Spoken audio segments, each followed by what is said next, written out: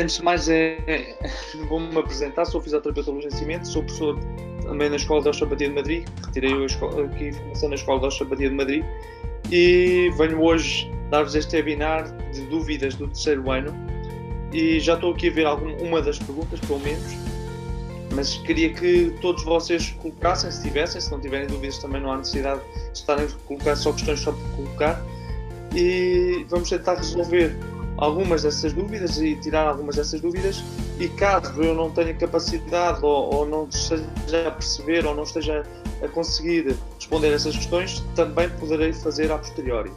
Outra coisa que também vou deixar já em aberto e posso já começar por citar isso, que é, mesmo que tenham dúvidas, é normal, eu já passei por essa fase, muitos de vocês se calhar esta semana é que se vão debruçar mais exaustivamente sobre o estudo, eu vou deixar um mail e, portanto, não há problema nenhum, vocês podem ir colocando questões ao longo da semana que eu depois vou respondendo ao longo da semana, certo?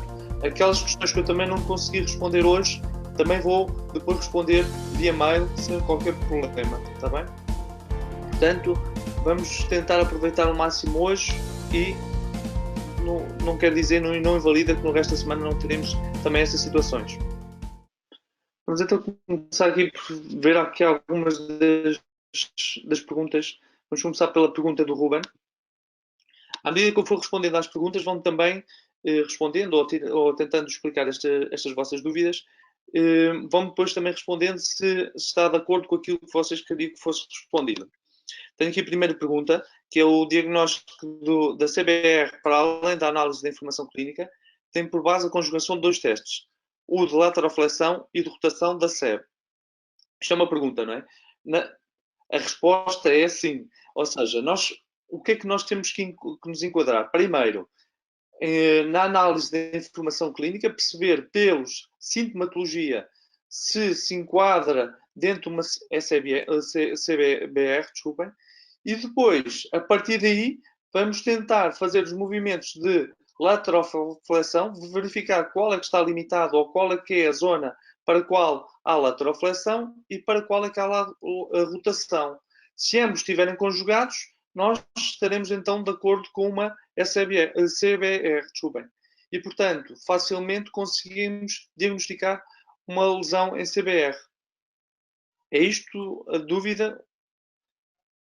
Porque um pouco na prática, Ruben, tu fizeste a pergunta e respondeste.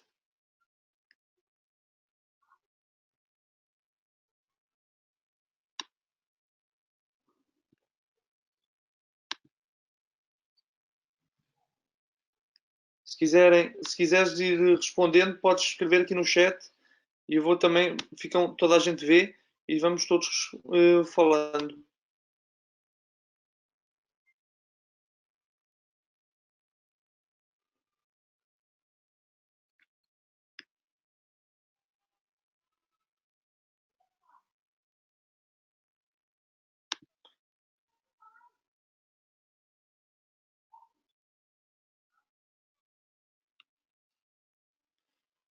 Aqui em relação a outra situação, aqui a outra pergunta, vai-me tentando dar feedback, Ruben, em relação aqui às tuas questões. Tenho aqui outra pergunta, que é a sequência de passos e interpretações do teste de vertical e lateral strain traumático. Primeiro de tudo, lembrem-se, um vertical ou lateral strain traumático é sempre causa primária. Portanto, é aquele sempre que vamos tratar primariamente. O que é que há aqui primeiro a identificar? Desculpem, estão aqui a perguntar onde é que está o chat. O chat está logo abaixo, logo embaixo, do lado direito, há uma identificação de chat. Continuando aqui com esta pergunta. O que acontece? No lateral strain ou no vertical strain, primeiro, então, identificar causa traumática, não é? Por exemplo, uma queda com traumatismo direto sobre o crânio é logo um sinal de alerta para uma causa de lateral ou vertical strain. Depois, a partir daí, o que é que nós vamos fazer? fazer os movimentos de lateral strain ou de vertical strain e verificar quais os movimentos limitados. Portanto, lateral strain fazemos um deslize lateral e verificamos como é que os fenóides se comportam e qual é que é a sua mobilidade, qual é que é a zona mais restrita, e no vertical strain também pela mesma ordem de ideias.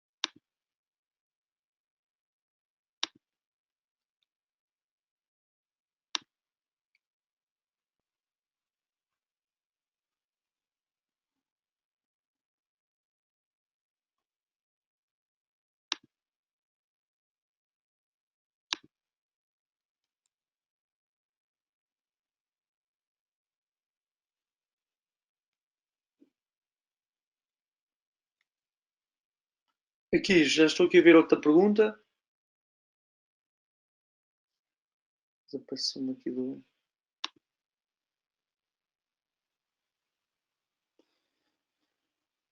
Pode explicar os impactos posteriores no osso occipital e temporal?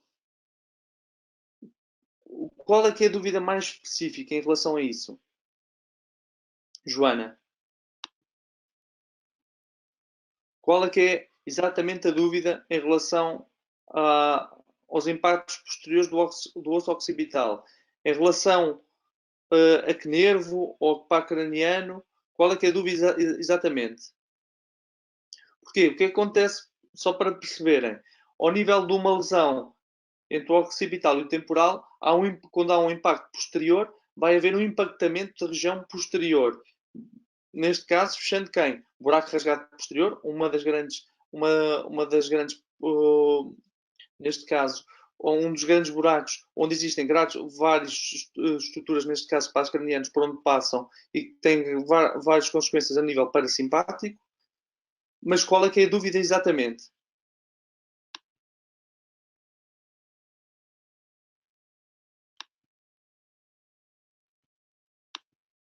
O chat está aqui. Conseguem ver o chat ou não? Do lado direito. Eu mandei agora uma mensagem.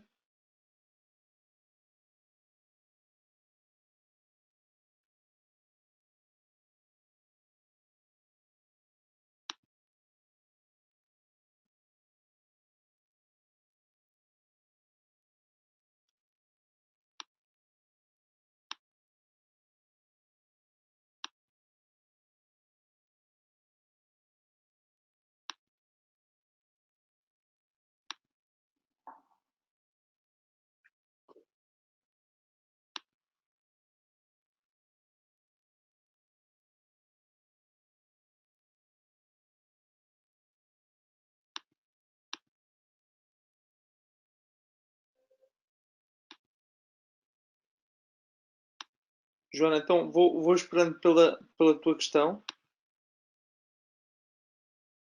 Já estou a ver. Em relação à posição em que estes ossos vão ficar.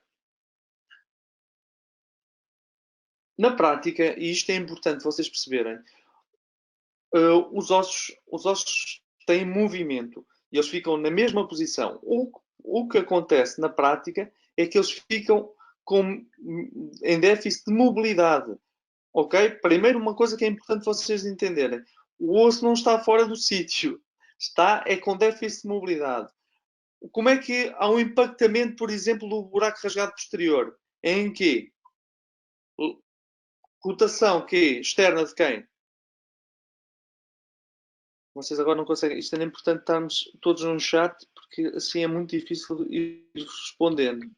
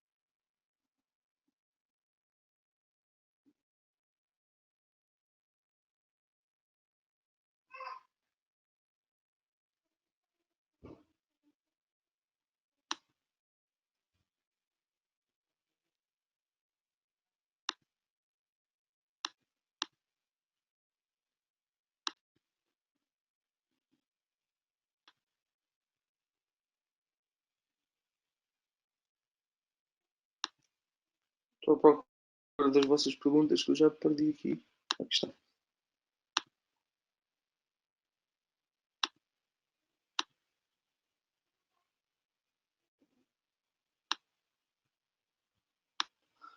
Estou a ver que há aqui muitos problemas em relação ao chat. Vamos fazer então, continuar a fazer as perguntas e vão respondendo àquilo que eu vou falando ao nível da zona de questões, para não haver tanta confusão. É mais fácil. Temos é que conseguir levar um seguimento, porque senão depois há aqui muita pergunta e muita resposta e eu perco-me. Ok. Falam aqui, o Ruben fala que o que me está a confundir um pouco é a informação no livro da osteopatia cranial. Qual dúvida? Em relação a quê, Ruben? Em que diz que se fixa.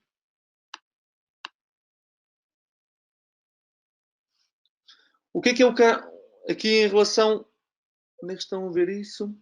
Em que página é que está essa parte, Ruben? Que eu assim oriento-vos mais facilmente. No livro. Ok. 708. Faço-nos orientando desta forma.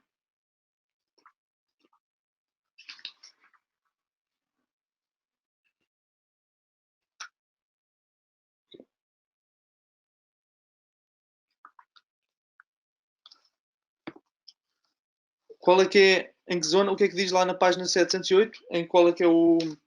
Eu tenho um tratado antigo, mas deve ser mais ou menos parecido.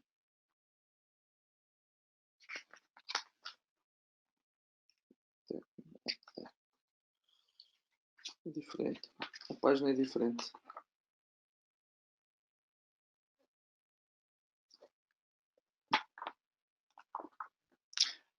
A página. Eu tenho o tratado antigo. Tenho o tratado antigo. Consegues colocar aqui tudo o que está lá escrito que eu já respondo. E vou respondendo aqui outras perguntas que vão aparecendo. É mais fácil.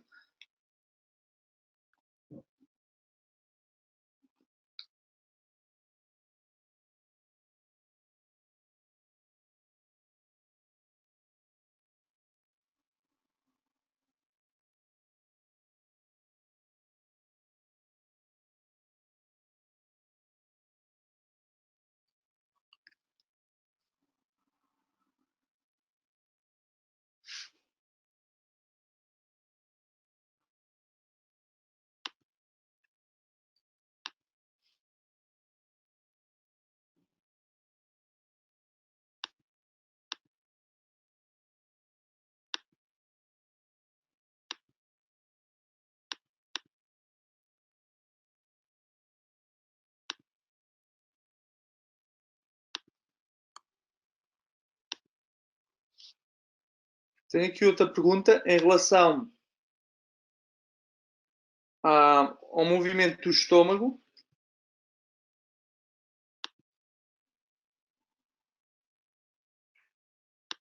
E que diz. Onde é que está? Nos apontamentos do estômago diz, se não estou em erro, o que roda para a direita inclina para a esquerda. Mas depois nas provas de mobilidade discute a mobilidade de ele inclinar e roda para a esquerda. Na prática, ele roda para a direita e não para a esquerda, certo? E depois faz uma báscula anterior. Certo, Filipa?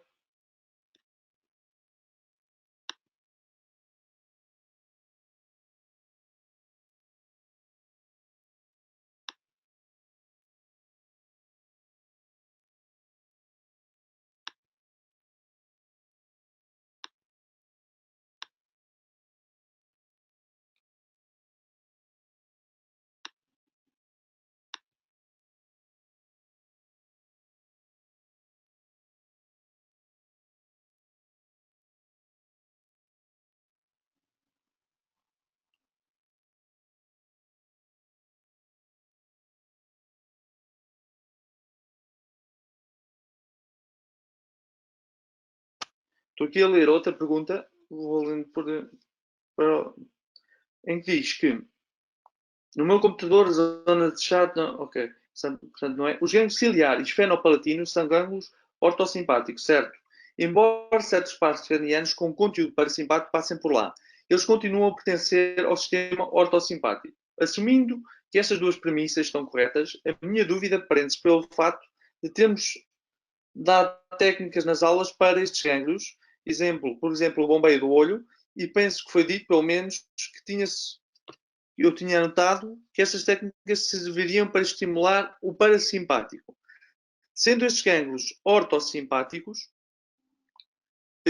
estas técnicas não deveriam servir para estimular o ortossimpático.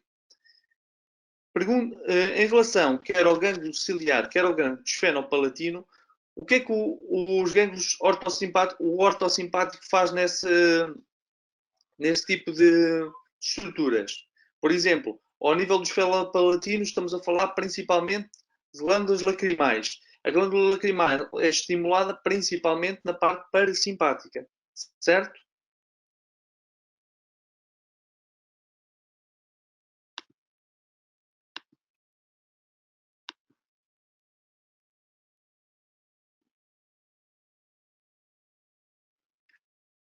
Em relação à questão do estômago, fica aqui já claro que é sempre rotação direita, inclinação esquerda e báscula anterior.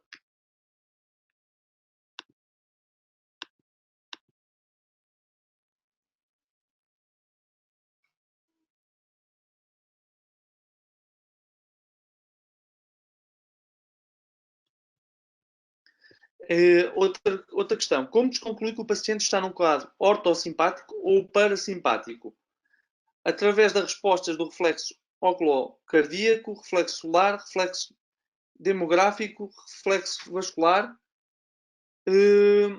ou tem que se completar com pontuação através de sintomas dos diferentes níveis vertebrais para concluir isso? Na prática, nós nunca vamos identificar se o paciente está ortossimpático ou parasimpático. Vamos encontrar os sintomas, quer parasimpáticos, quer ortossimpáticos, e tratar esses sintomas. Nós não vamos incluir o doente somente num quadro ortossimpático ou parasimpático, vamos sim tratar esses sintomas.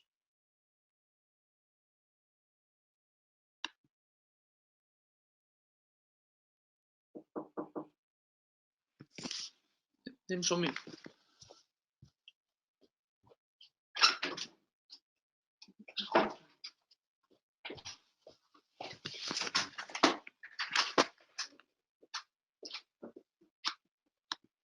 Quais são as diferenças entre a avaliação da estrutura esfenoescamosa e esfenopterosa?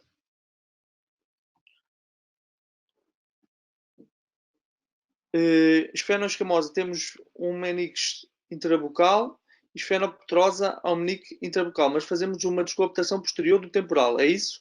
E foi o que eu percebi das aulas, mas depois não temos bem explícito nos apontamentos. É precisamente isso. Na prática, o que é que nós temos de ter em consideração?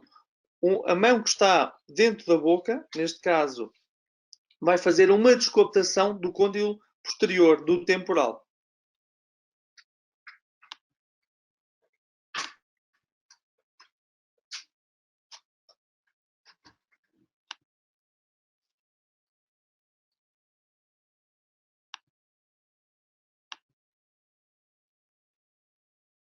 Agora, deixem-me só aqui tentar ir agora responder aqui às perguntas do Ruben. Página 700.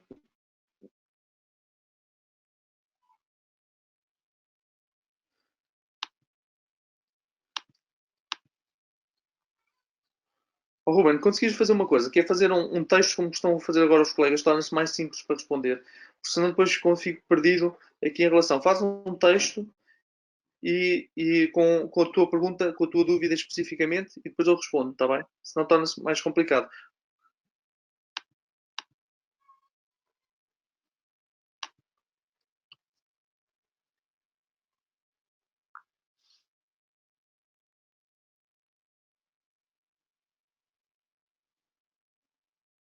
Depois tenho aqui outra pergunta. Bom dia. No sistema neurovegetativo, nas metas de tratamento ao nível crânio-sacro, fala-se de libertar a sebe quando ocorre compressão da mesma.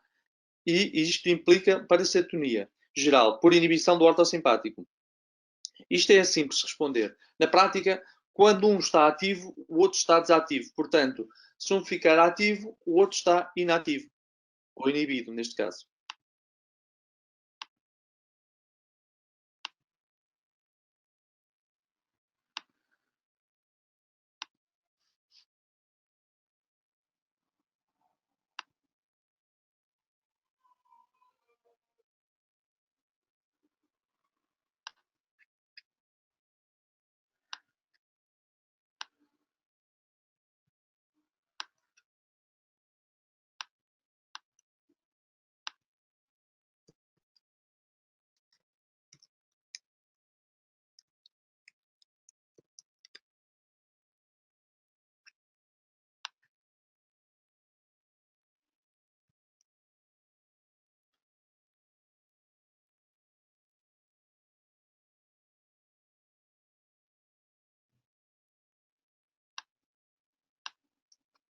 Em relação às técnicas pull move e push move, para as situações é mais indicado uma ou outra. Isto vem em sequência de quê, Filipa?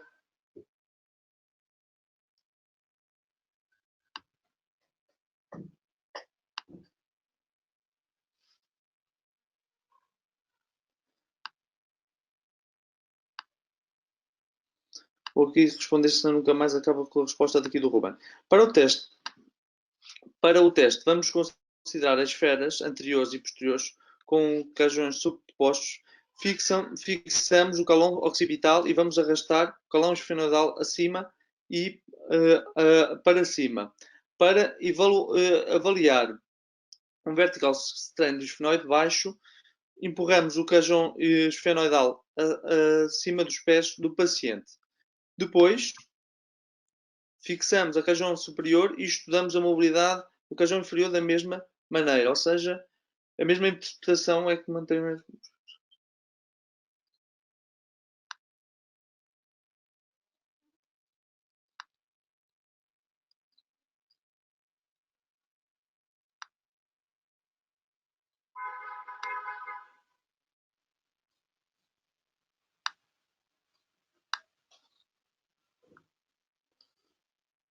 Em relação aqui a esta pergunta, Ruben, eu sinceramente não estou a perceber muito bem a pergunta e nem estou a ver uma resposta. Eu vou gravar isto e depois vou-te fazer elaborar uma resposta e tentar também tirar aqui algumas dúvidas, porque há aqui alguma confusão neste texto. Está bem?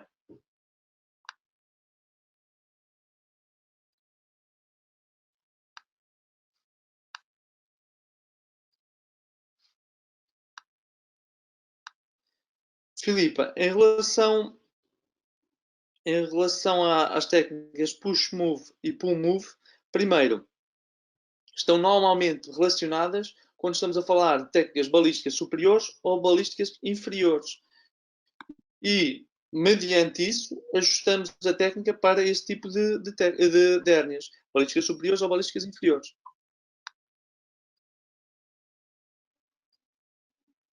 Deixa-me ir respondendo aqui. Vou tirando aqui algumas das perguntas que já fui respondendo, senão fica aqui com muita informação. Eu vou tentando responder, acho que não respondi.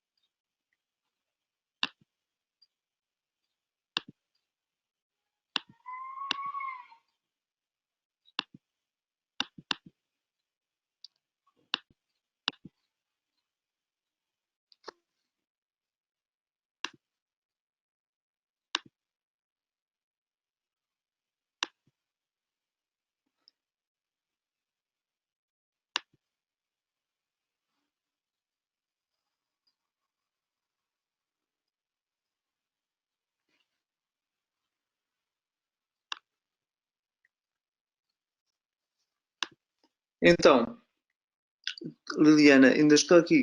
Penso que ainda não conseguimos perceber quando se usa uma técnica ou outra técnica.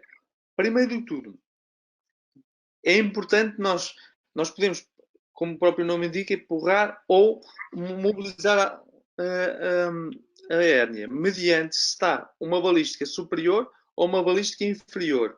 Se estiver uma balística superior, nós vamos fazer normalmente um pull move. Se não, normalmente fazemos um push move, se for uma balística inferior.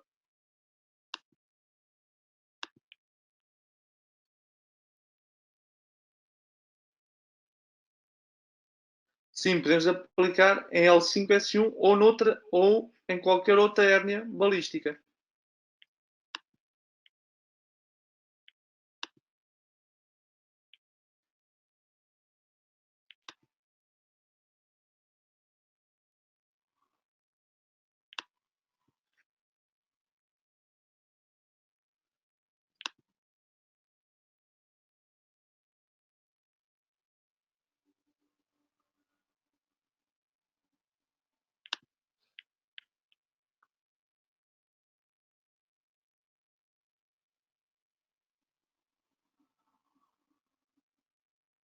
Pedro, aqui em relação, eu sei que é complicado em relação aqui às técnicas de estilo, identificar a linha 3, a fibra 3 da linha 2. Normalmente é topográfico, ou seja, nós temos aquela imagem do crânio e muitas vezes nem temos grandes referências no crânio para fazer esse tipo de técnicas. Tendo uma noção topográfica do crânio, vamos fazer técnicas numa zona semelhante àquela zona que está descrita do ponto de vista topográfico.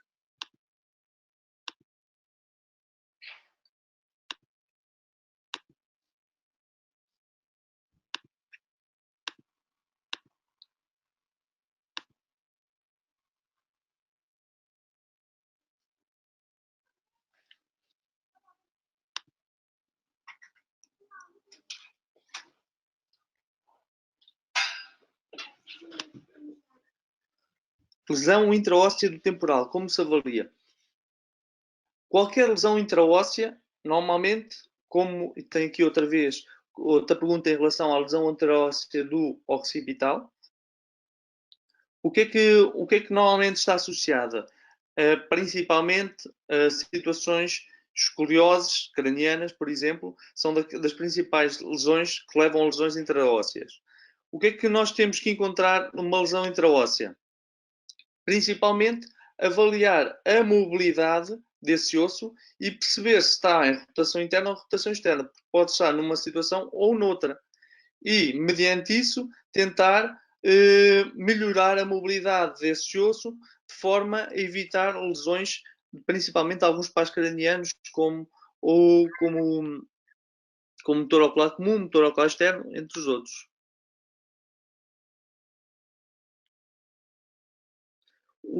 A partir de alguma amplitude, o laser se torna contraindicado, o thrust se torna contraindicado.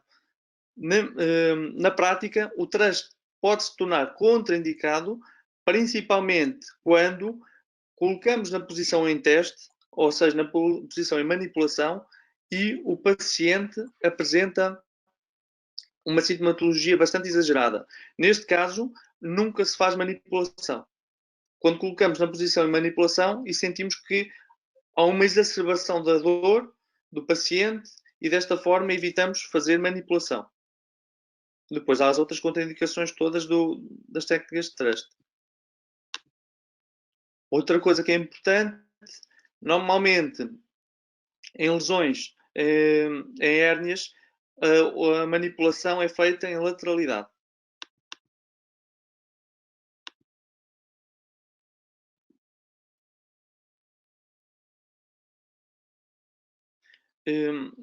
Pedro, desculpa.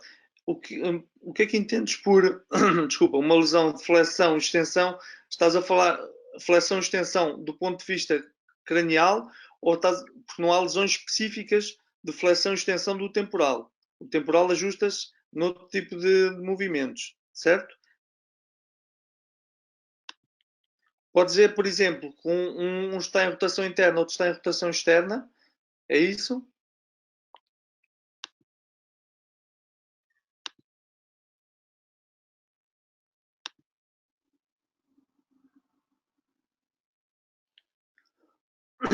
O que é que acontece numa lesão intraóssea? Ponto 1. Primeiro, não há lesão isolada só dos temporais. Também terá que haver lesões dos outros ossos. Porquê? Porque, na prática, o crânio está todo em disfunção. E desta forma, o que é que vais ter que avaliar? Se o crânio está, por exemplo, neste caso, o temporal está em rotação interna ou rotação externa, e, portanto, se tiver rotação interna de um lado, provavelmente o outro lado estará em rotação externa, será movimento contrário, e desta forma, o que é que vai? Depois de avaliar esse déficit de mobilidade, vais trabalhar esse déficit de mobilidade de forma a melhorar essa mobilidade que está, neste caso, restrita.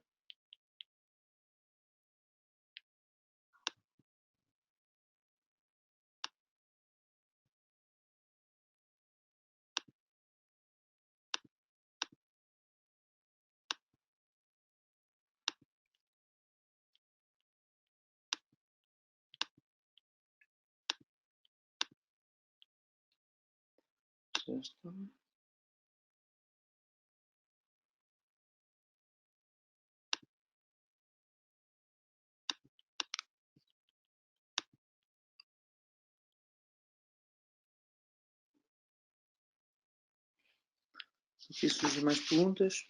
João.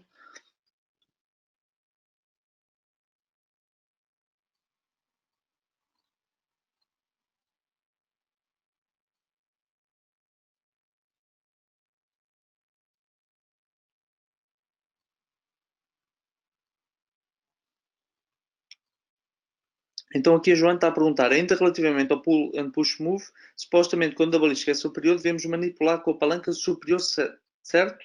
No entanto, tanto o pull move como o push move, o thrust executa-se usando a técnica da palanca inferior. Assim sendo, não seriam as duas para a balística inferior? Não, porque uma vai numa direção, quando fazemos o pull move vai numa direção e no outro vai, no push move vai noutra, na direção completamente oposta. Portanto, uma estamos a manipular superiormente, outra estamos a manipular inferiormente.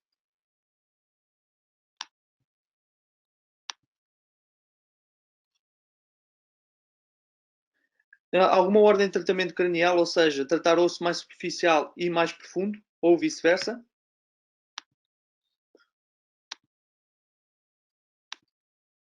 Na prática, o que é que nós vamos primeiro tratar? Ordem de tratamento, causa primária, certo? Depois disso, tratamos, principalmente eu faço isto, não há uma regra. A primeira regra que existe é simplesmente tratar a causa primária. Depois disso, nós podemos tratar, o que eu faço na prática é tratar pela sintomatologia. Imaginando que um dos ossos, a disfunção desse osso é que pode ser a causadora da causa primária, ou seja, do problema principal do paciente, é esse problema que eu vou tratar.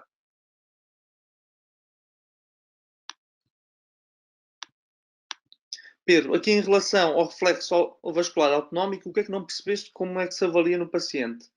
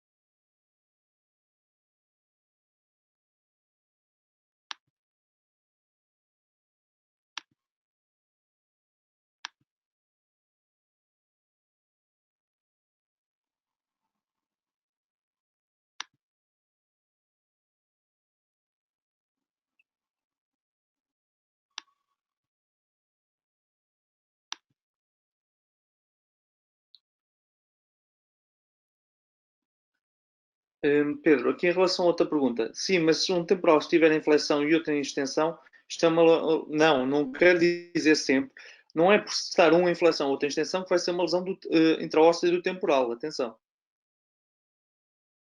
Mas normalmente comporta-se desta forma.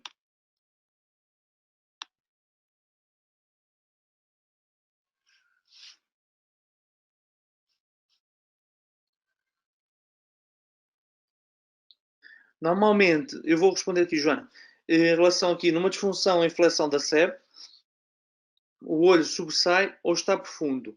O que acontece na maior parte das vezes, mais do que responder dessa forma, é que quando nós fazemos um teste de compressão do olho, sentimos muito mais elasticidade do olho em relação ao lado contralateral, por exemplo. Imaginando, o que nós vamos sentir é que o olho tem uma pressão maior quando nós fazemos um teste de compressão do olho.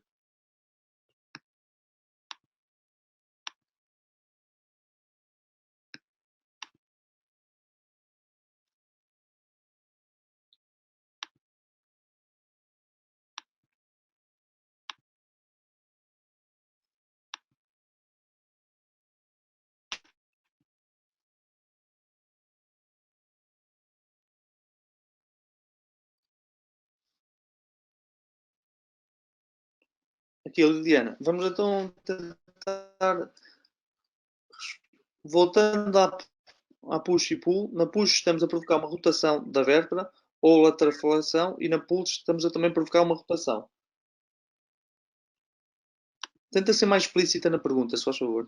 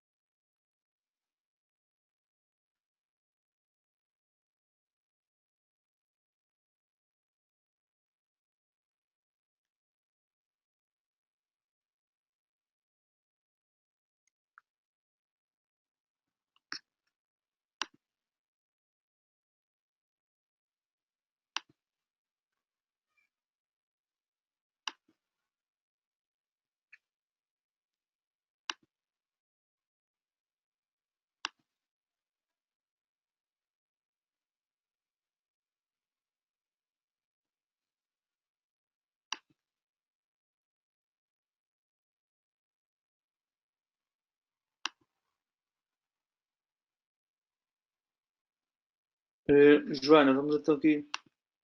Joana Evangelista.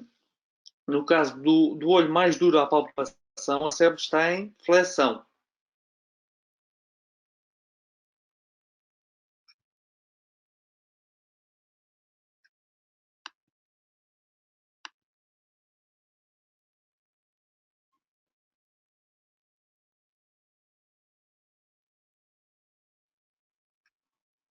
Ok, já percebi qual é que é a dúvida, Liliana. Queria perceber o que estamos a provocar à vértebra quando tratamos uma rotação. Qual o efeito desta técnica? O problema é que numa das técnicas fazemos uma rotação num sentido, noutra fazemos uma rotação noutro sentido. Certo?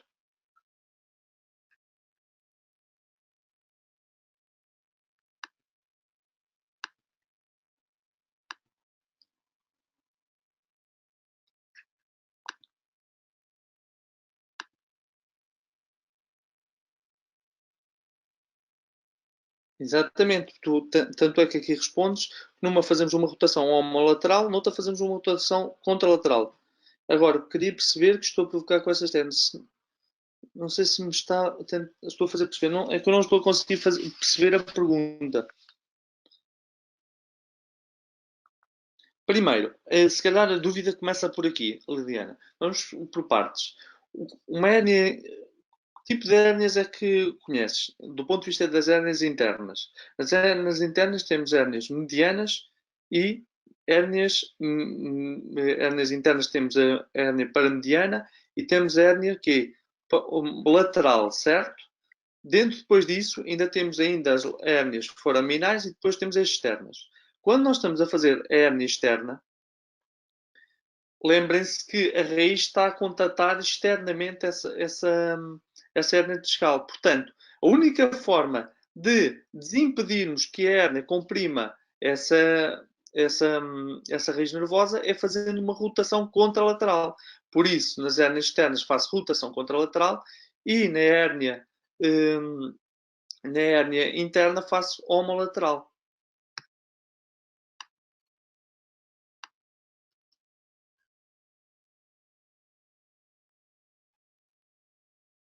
Ok. Qual é a diferença entre mobilidade e motilidade?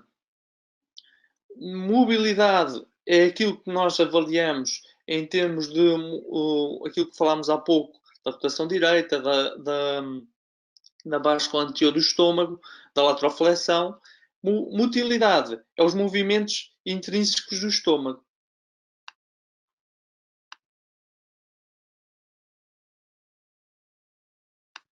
Okay, deixa-me só aqui.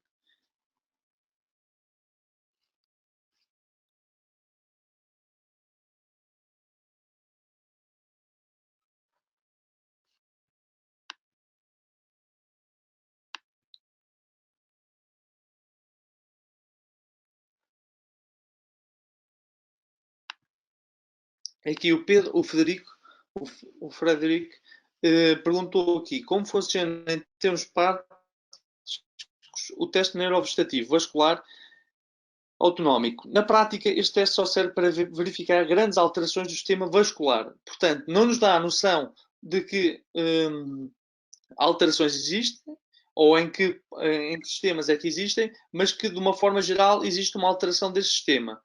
Portanto, é um teste mais generalista do que propriamente um teste muito específico.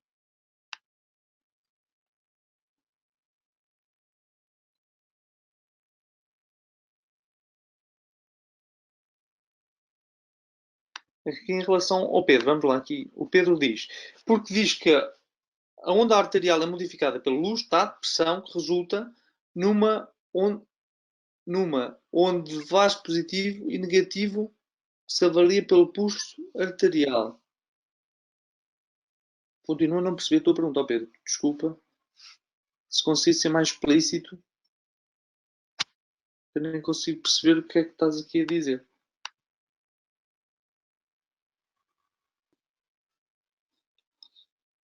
Pedro, aqui em relação, quando dizemos que o estômago realiza inspiração, em português, sim, em português realiza inspiração, o estômago realiza então inclinação esquerda e rotação direita. Isto quer dizer que é mobilidade, sim, exatamente, e não motilidade. É importante nós termos em cuidado, porque grande parte dos termos espanhóis não são os termos que nós utilizamos em Portugal, do ponto de vista médico ou do ponto de vista anatómico, e portanto é importante termos isso em consideração. Por exemplo, um termo que é muito comum utilizarmos, que é o buraco rasgado posterior, em Portugal não existe. Ou existe, com a antiga terminologia, buraco laço posterior, e, por exemplo, e agora com a nova terminologia, buraco jugular. Portanto, há terminologia que não é a mesma. Por exemplo, quando estamos a falar em epiplons não existem em Portugal, chama-se aumentos. Portanto, há vários termos que não são semelhantes aos espanhóis e geram uma confusão, principalmente na comunidade médica. Então, aqui em relação, estou aqui a ver uma pergunta da Liliane. Em decúbito lateral direito, ao fazer um pull, uma pulso, estou a provocar uma rotação esquerda, certo? Usaríamos para a hérnia discal externa, direita, ou para a hérnia interna, esquerda. Então vamos lá perceber. Onde nós estamos a fazer uma rotação esquerda. Estamos a fazer então uma rotação que, se tivermos a hérnia do lado esquerdo, estaremos a fazer uma rotação homolateral, estaremos a fazer para uma hérnia discal interna esquerda. Certo?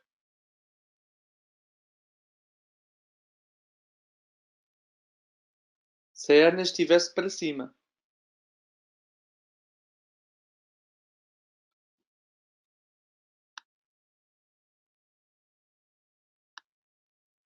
Ok.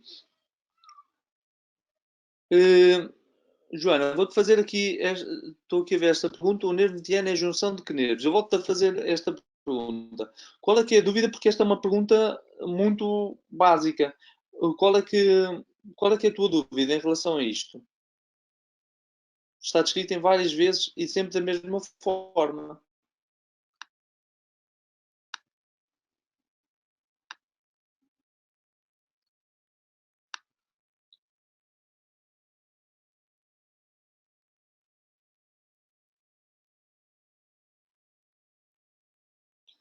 Ok.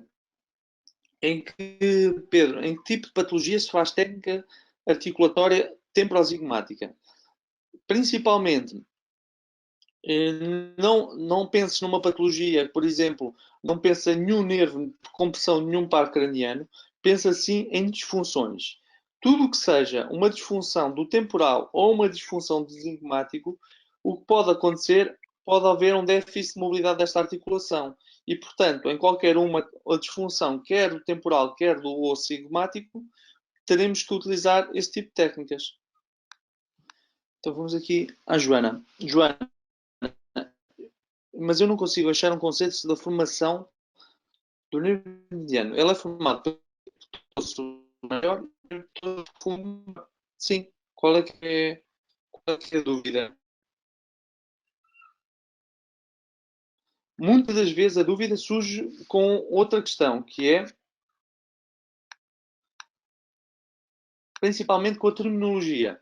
Porque o nervo grande petroso também se pode chamar nervo petroso superficial somente. E muitas das vezes o grande problema tem a ver com a terminologia. A terminologia que nós usamos em Portugal e a terminologia que se usa em Espanha.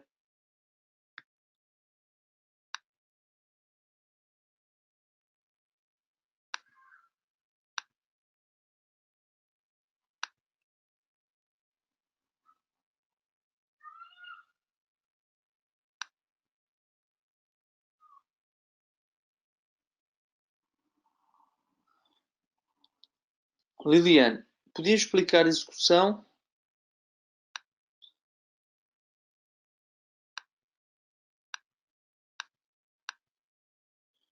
Podia explicar uma execução das técnicas para a esfenopetrosa, articulatória, funcional, indireta e Sunderland.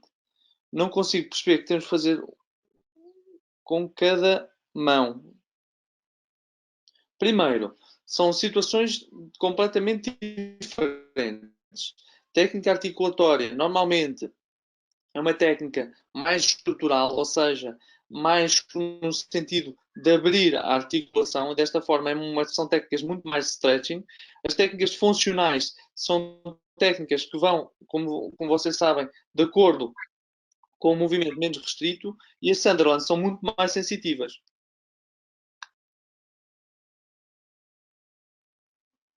Sim, Joana, o nervo motor superficial maior vem do facial, certo? Parasimpático.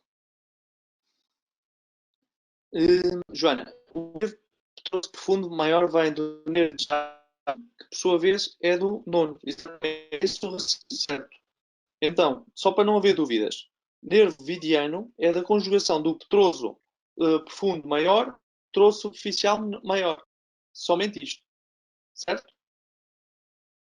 Só para acabar de responder aqui à Joana. Então, depois, não se esqueça, então, entram todos pelo. O Vidiano entra pelo rasgado anterior, certo? Em relação aqui a outra pergunta, Liliana Alves. Por exemplo, na articulatória, leva o esfenoide para flexão e extensão, para depois articular com o temporal. Na o que se vai executar, primeiro tudo isto é mais do que, é uma técnica muito mais sensitiva do que propriamente estrutural. Na prática, o que nós fazemos é levar o crânio, do ponto de vista articulatório, levamos-o para extensão, para depois articular com o temporal. Mas lembrem-se, sempre sentindo em que zona é que existe maior restrição de movimento. Vou-vos pedir o vosso mail. Tem algum contato para que possam depois enviar aqui a resposta do Ruben, Ruben para todos, para não enviar somente para o Ruben. Podem-me colocar aqui o vosso mail. Agora aqui a pergunta dele e tentar vir com mais calma no tratado. Qual é que era? Joana. O sacro é responsável pela inervação parasimpática do cólon descendente. Essa é uma de algumas dúvidas e confusões, porque alguns autores defendem que a inervação parasimpática do cólon descendente é sagrada, outros defendem que é cranial. Na prática, como do ponto de vista da escola da osteopatia, está instituído que é parasimpática sagrada do sacro. Então, sim, a resposta é sim.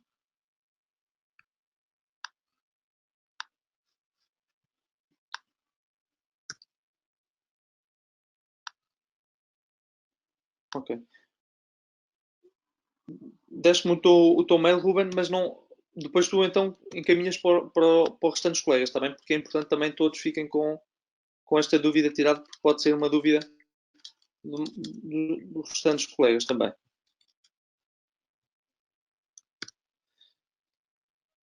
Outra questão, outra.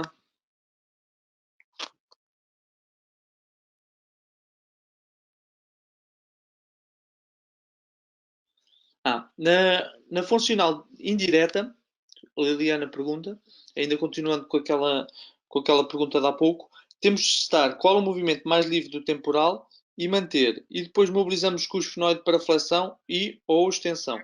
Na prática, o que nós fazemos é mantemos um e mobilizamos o outro em flexão ou extensão, o esfenoide neste caso, principalmente percebendo qual é a zona mais restrita de movimento.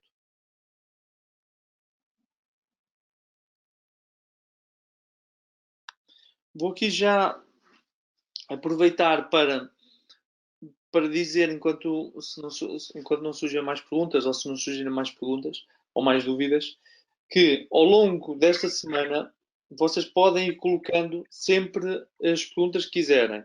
Eu vou deixar o meu mail aqui e por mail vão colocando essas perguntas e eu vou respondendo. E vou, hoje provavelmente, hoje ou amanhã, responder aqui à pergunta do Ruben, tentar responder à pergunta do Ruben e perceber se consigo responder de forma explícita a essa pergunta. Se não for, o Ruben volta a responder e eu volto a tentar responder às dúvidas. Vou colocar aqui também o meu mail.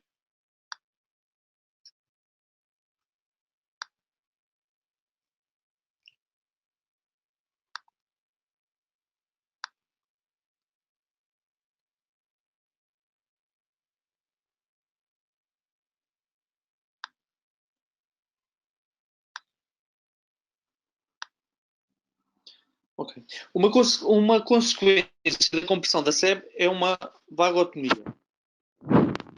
Vagotonia e não ortosimpaticotonia.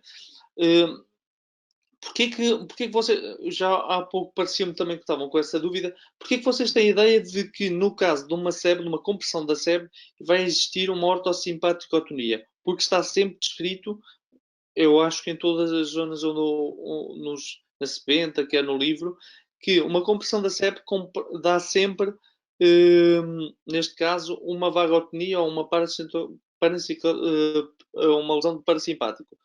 Lembrem-se, tanto é que quando nós fazemos a técnica do quarto ventrículo, não é mais do que ou a técnica de descompressão da SEB, não é mais do que uma técnica para o parasimpático.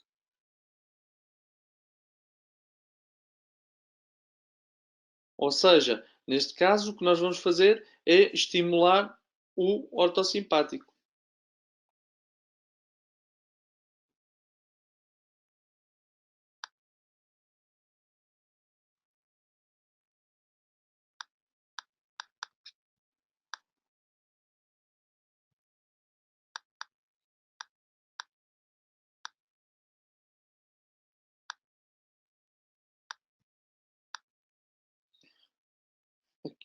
Vou colocar aqui na resposta ao Ruben do mail, vou colocar aqui o meu mail também para que quem necessitar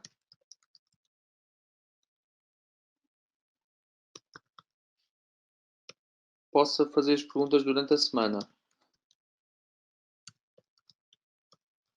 Outra coisa que... Portanto,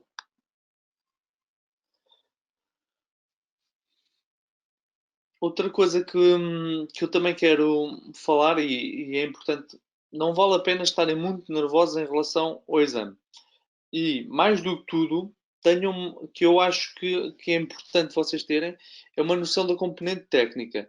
Técnica e prática. Porque muitas das vezes até sabem muito bem a matéria do ponto de vista teórico, apesar de haver algumas, e eu percebo isso, que também aconteceu no meu tempo, haver algumas divergências entre aquilo que está, uns pessoas vão dizendo, e o que está na Seventa ou no livro, mas é importante que vocês tenham uma noção prática e das implicações práticas destas técnicas, principalmente para depois vocês poderem implementar na vossa prática clínica.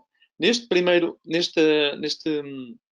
avaliação do terceiro ano, vão pegar em casos, e cada vez o caso vai ser mais completo, mas ainda vos vão dar alguma capacidade para que vão discutindo com o professor, e não vai ser assim uma avaliação muito rigorosa. Portanto, descontraiam. E lembrem-se que ainda tem mais uma semana para estudar. Pratiquem as técnicas, e outra coisa que eu aconselho também é que as técnicas sejam praticadas segundo os vídeos. Porquê? Porque grande parte das vezes alguns professores vão dando algumas técnicas ou algumas alterações à técnica, principalmente para que vocês na prática o consigam fazer de forma mais eficaz, mas na avaliação, os professores que avaliam segundo os vídeos que vocês têm para estudo. Vou-vos perguntar só se existe mais alguma dúvida. Caso não exista, eu espero mais 3 ou 4 minutos. Caso não exista, então completamos e damos por finalizado o webinar. Vamos manter-nos em contato durante a semana e olha, bom estudo para todos. Eu espero mais aqui uns minutinhos. Caso não haja questões, depois então desligo. Bom estudo e bom fim de semana. Então, visto que não há mais dúvidas, eu vou dar por finalizado o webinar e deixo-vos então o meu mail, que é luis.nascimento@fisioclem.pt. Tem aí na zona de questões uma resposta do Ruben. Portanto, qualquer dúvida é só colocar. Bom fim de semana e bom estudo, e boa semana também de estudo.